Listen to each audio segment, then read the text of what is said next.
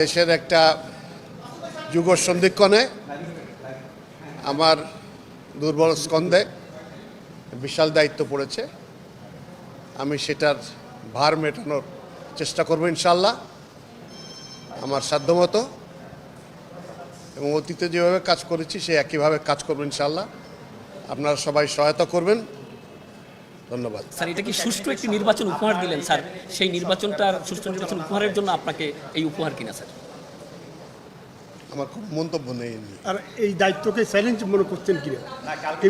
সকল দায়িত্বই চ্যালেঞ্জ, মানুষের জন্য সকল দায়িত্বই চ্যালেঞ্জ, সকল দায়িত্ব শুদ্ধ হবে ইনশাআল্লাহ। এটা একটু বলবেন, আগে প্রক্রিয়াটা বলবেন, মানে ক্যাবিনেট শপথের যে প্রক্রিয়াটা ক্যাবিনেটের সেটা স্যার আপনাদের প্রস্তুতি কেমন? যে কোনো লিস্ট আমি এখনো তারপর আপনি তো জানেন, আমি এখনো যোগদান করতে পারিনি। সকালে আপনারা জানেন যে দুই দফায় আপনার সংসদ সদস্যদের শপথ হবে। একটা তো তারা সংসদ সদস্য হিসেবে শপথ নেবেন, তার পরবর্তীকালে এই যে আমাদের সংস্কার সেটার জন্য শপথ নেবেন, এবং বিকেলে যে মন্ত্রিসভার শপথ হবে। তো সেটারই ব্যবস্থা করার জন্যই আমরা এই মুহূর্তে উঠে পড়ে লেগে আছি ক্যাবিনেট ডিভিশন। তো আমরা ইনশাল্লাহ যখনই আরও ডিটেলস আসে আপনাদেরকে জানাব। এটা ডিপেন্ড করে যিনি ইনকামিং প্রধানমন্ত্রী হবেন তার সিদ্ধান্ত। আমাদের সেই প্রিপারেশনের জন্যই আমরা আসছি। এখন পরে নিয়ে আমরা যোগাযোগ স্থাপন করব, তারপরে যখন বলা হবে তখন নামগুলো সবাই জানতে পারবেন ইনশাল্লাহ।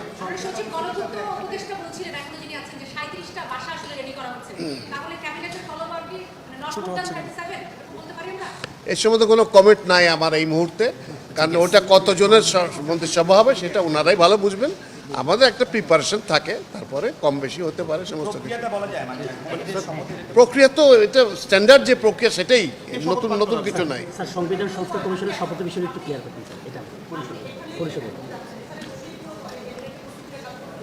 জি জি জি জি জি জি আজকে এই মুহূর্তে তালিকাটা পাওয়ার পরে আপনাদের প্রস্তুতিটা কি থাকবে স্যার?